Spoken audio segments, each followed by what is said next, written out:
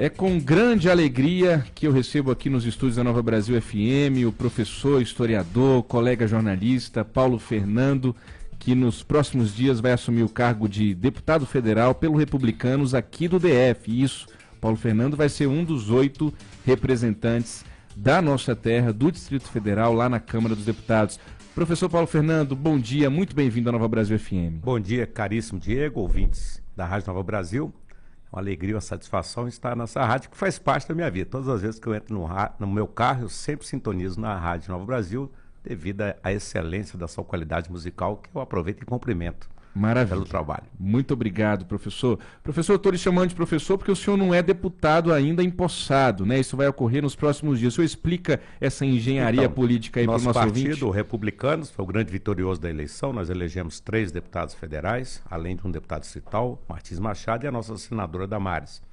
E o nosso colega, o deputado Júlio César, será empossado no cargo novamente de secretário de Esportes do governo do Distrito Federal.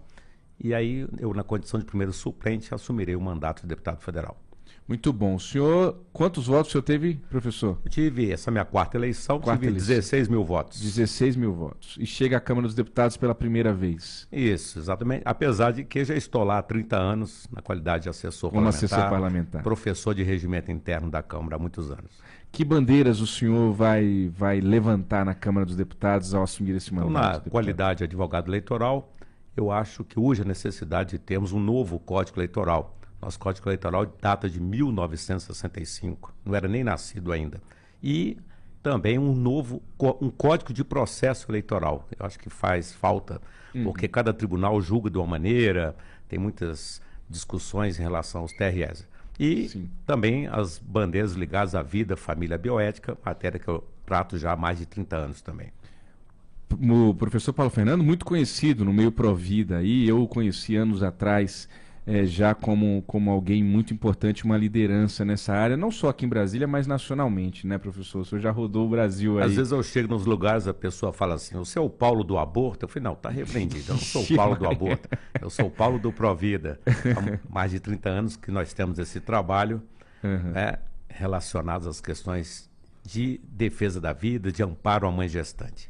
Professor, ontem o senhor esteve numa reunião que reuniu alguns dos parlamentares federais, deputados e senadores eleitos pelo Distrito Federal para tratar de assuntos relacionados aqui ao DF, não é isso?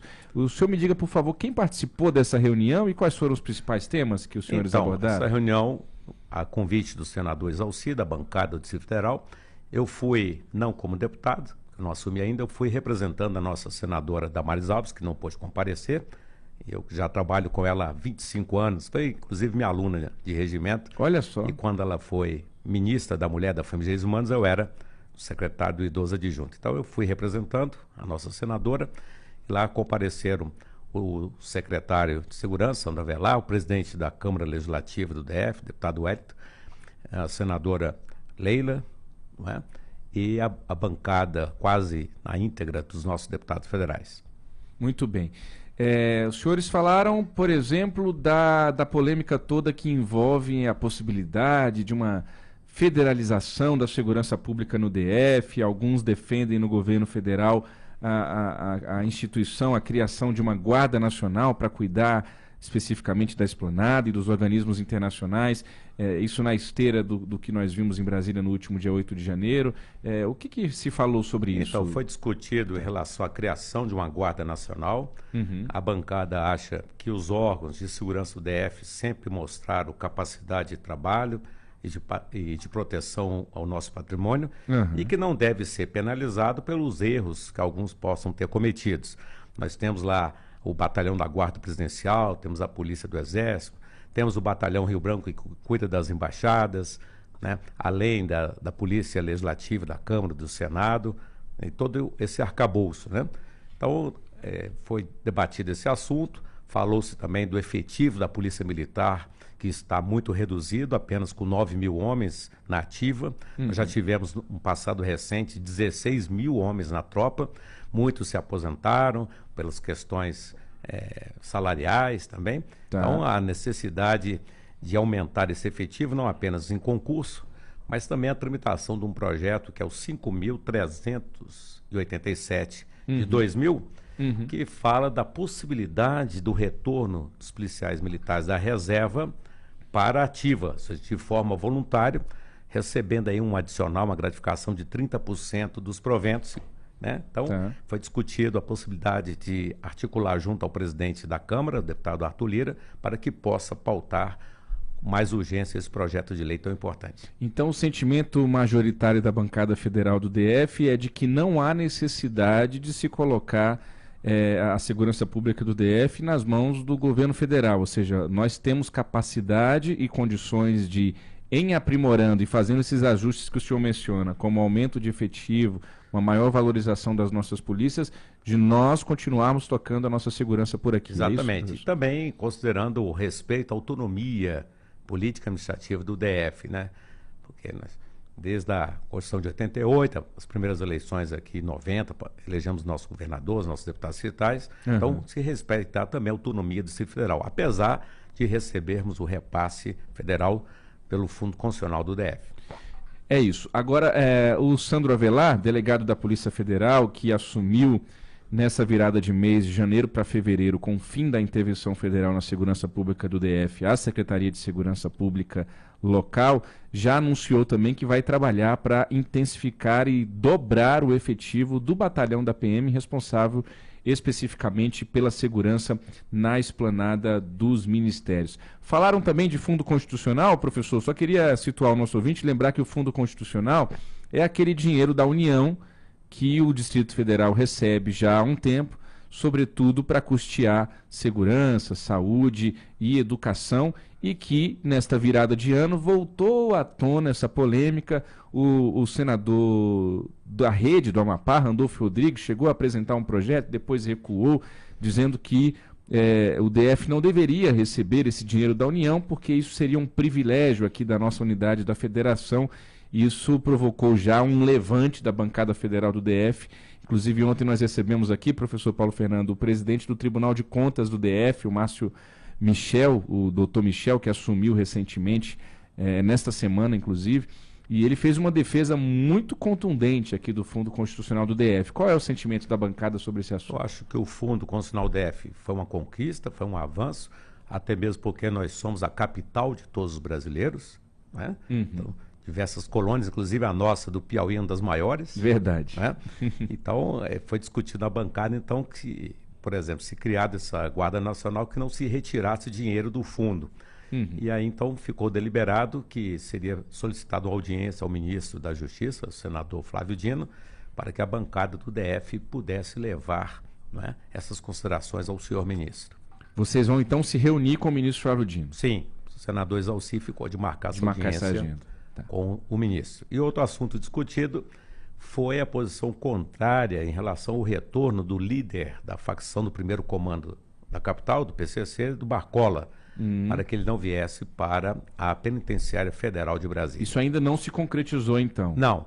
Ele já esteve aqui uma vez, sim, né?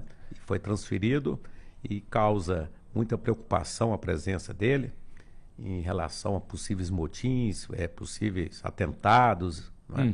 Então demonstrou-se essa preocupação da bancada também. Legal, isso dá para levar para o ministro Flávio Dino. Sim, também, exatamente, nessa mesma reunião, né?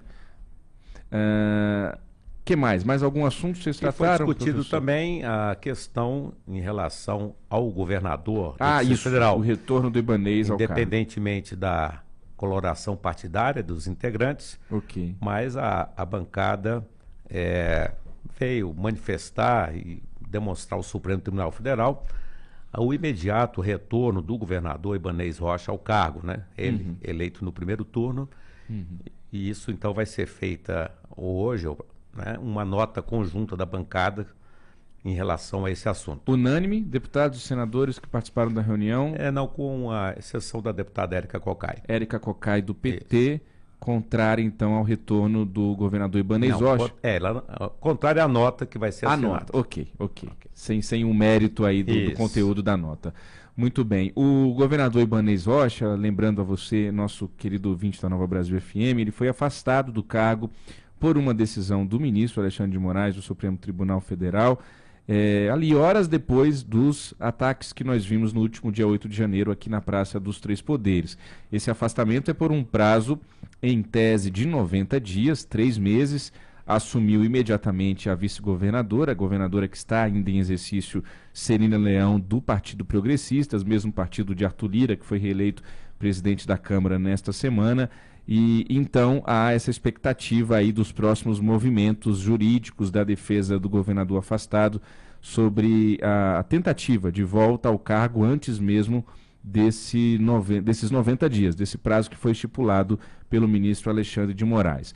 Um dos advogados do governador afastado, Alberto Toron, inclusive, na cerimônia de retorno do judiciário nesta semana, disse que já não via mais sentido do governador permanecer afastado, no entender dele, porque a intervenção federal na segurança pública do DF já acabou, durou 30 dias, durou menos de 30 dias, mas até o dia 31 de janeiro deste mês, e no entender da defesa de Ibanez Rocha, não há nada até aqui que incrimine ou que possa levar o governador Ibanez Rocha a se tornar um culpado ou um responsável pelo que ocorreu no último dia 8 de janeiro. Muito bem, 8 horas e 28 minutos, esse foi o professor Paulo Fernando, que eu estou chamando de professor. Da próxima vez que ele vier, vou chamá-lo de deputado, porque a posse está marcada para quando, deputado? Não, ainda em aberto. Nos próximos dias, Paulo Fernando deve assumir então a vaga do deputado reeleito Júlio César, do seu mesmo partido Republicanos, que assumirá em definitivo a Secretaria de Esporte e Lazer aqui do DF. Professor Paulo Fernando, muito obrigado pela gentileza de ter vindo aqui até os nossos estúdios da Nova Brasil FM, aceitar o meu convite para essa conversa, e os nossos ouvintes também agradecem a sua gentileza. Eu agradeço o convite, deixo um abraço a todos e lembrar também na programação da cidade que domingo nós temos aí Botafogo e Boa Vista. Viu? Botafogo e Boa Vista, isso é botafoguense, tem claro. Esse bom gosto. Muito bem, esse foi o professor Paulo Fernando, 8 horas e 29 minutos.